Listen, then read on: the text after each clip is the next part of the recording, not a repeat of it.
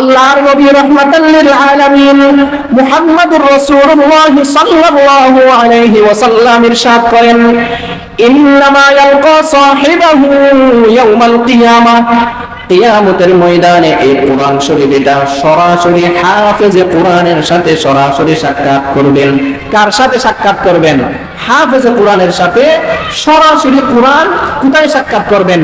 কিয়ামতের ময়দানে সরাসরি হাফেজে কোরআনের সাথে কোরআন এটা গিয়ে সাক্ষাৎ করবেন। আল্লাহর নবী বলেন, ইন্নামা ইয়ালকা সাহিবাহু ইয়াউমাল কিয়ামাহ, কিয়ামতের ময়দানে সরাসরি কোরআন এটা হাফেজে কোরআনের সাথে সাক্ষাৎ করবেন।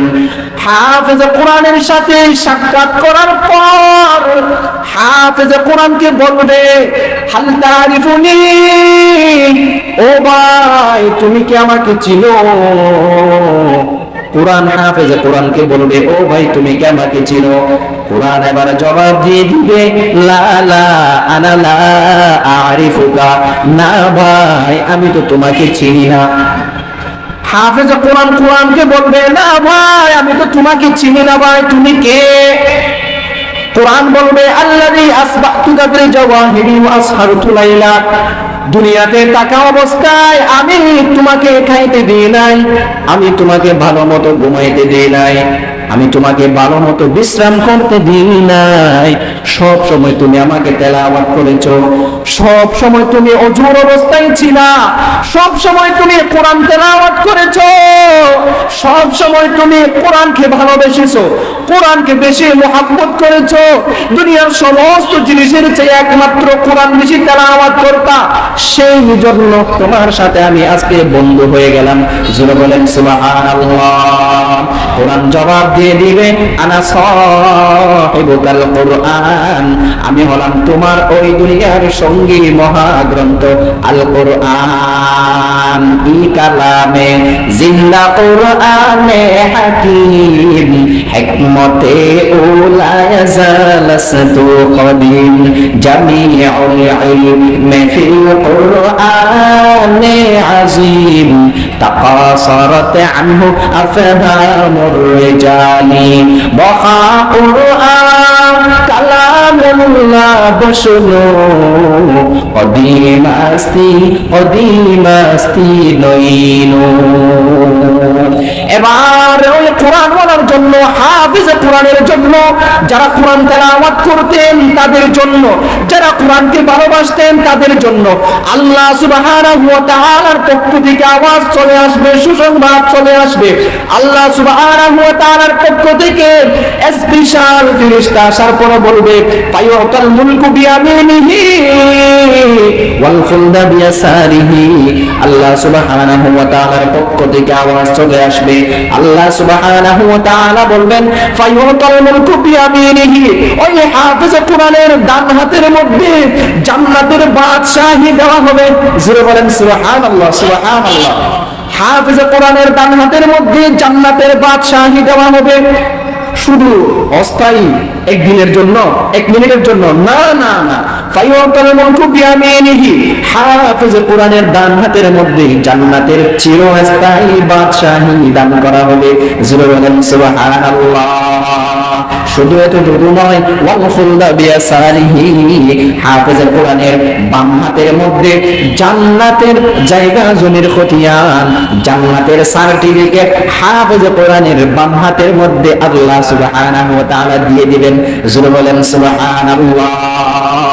এবার হাফেজে কোরআনের ডান হাতের মধ্যে জান্নাতের বাদশাহী, বাম হাতের মধ্যে জান্নাতের সার্টিফিকেট দেওয়ার পরে আল্লাহ সুবহানাহু ওয়া তাআলার পক্ষ থেকে এলান চলে আসবে, হাফেজে কোরআনের মা বাবা কোথায়? হায় হায়, এটাই হচ্ছে মূল কথা। হাফেজে কোরআনের মা বাবা কোথায়? আজকে এখানে আমাকে এলান করেছেন। এখন আপনাদের সামনে গুরুত্বপূর্ণ তাকরীর পেশ করবেন হাফেজ হাশেম বিন নেসার। হাশেম বিন নেসার আমার নাম হাশেম, আমার বাবার নাম মৌলভী নেসার উদ্দিন। তো আমার বাবার নামের সাথে আমার নামটা আমি মিলিয়ে রাখছি আর কি, পরিচয়ের জন্য। তো সেই একটা বুঝতে পারলেন, এখন আপনারা পরিচয় পেয়ে গেছেন। আমার নাম হাশেম, আমার বাবার নাম নেসার উদ্দিন, মানে নেসার উদ্দিনের ছেলে হাশেম। ঠিক তেমনি ভাবে কিয়ামতের ময়দানে আল্লাহ সুবহানাহু ওয়া তাআলা ডাক দিবেন, অমুকের ছেলে অমুক, অথবা অমুকের বাপ অমুক, তুমি কোথায়, আজকে তাড়াতাড়ি এখানে চলে আসো। আল্লাহ সুবহানাহু ওয়া তাআলার পক্ষ থেকে ফেরেশতারা এলান দিয়ে দিবে, হাফেজে কোরআনের বাবা কোথায়, আজকে তোমরা এখানে চলে আসো। হাফেজে কোরআনের বাবাকে ডাকার পরে হাফেজে কোরআনের মা বাবা তার সামনে যখন চলে আসবে, তারা আশ্চর্য হয়ে যাবে, ও আল্লাহ, আমাদের নাম কি জন্য নেওয়া হলো আল্লাহ জানি না, কি রকম হয়, কি রকম অবস্থা হয়, কিয়ামতের ময়দান তো কি রকম অবস্থা হয় আল্লাহ জানি না, এখানে কি রকম হবে। হাফেজে কোরআনের মা বাবারা ভয়ে ভয়ে কাঁপতে থাকবে। আল্লাহ সুবহানাহু ওয়া তাআলার কুদরতি ফেরেশতারা আসার পরে বলবে, না না না না, আজকে তোমাদের জন্য আল্লাহ সুবহানাহু ওয়া তাআলার পক্ষ থেকে সুসংবাদ রয়েছে। জোরে বলেন সুবহানাল্লাহ। হাফেজে কোরআনের মা বাবাকে 2 জোড়া জান্নাতের পোশাক পরিধান করিয়ে দেওয়া হবে। কয় জোড়া? 2 জোড়া, 2 জোড়া। হাফেজে কোরআনের মা বাবাকে 2 জোড়া জান্নাতের পোশাক পরিধান করিয়ে দেওয়া হবে। হাফেজে কোরআনের মা বাবা এই জান্নাতের পোশাক পরিধান করার পরে তারা আশ্চর্য হয়ে বলবে, বিমা তুসিনা হাদিহি, এই পোশাক প্রত্যেকে কি জন্য, এই পোশাক আমাদেরকে কেন পরিধান করা হলো?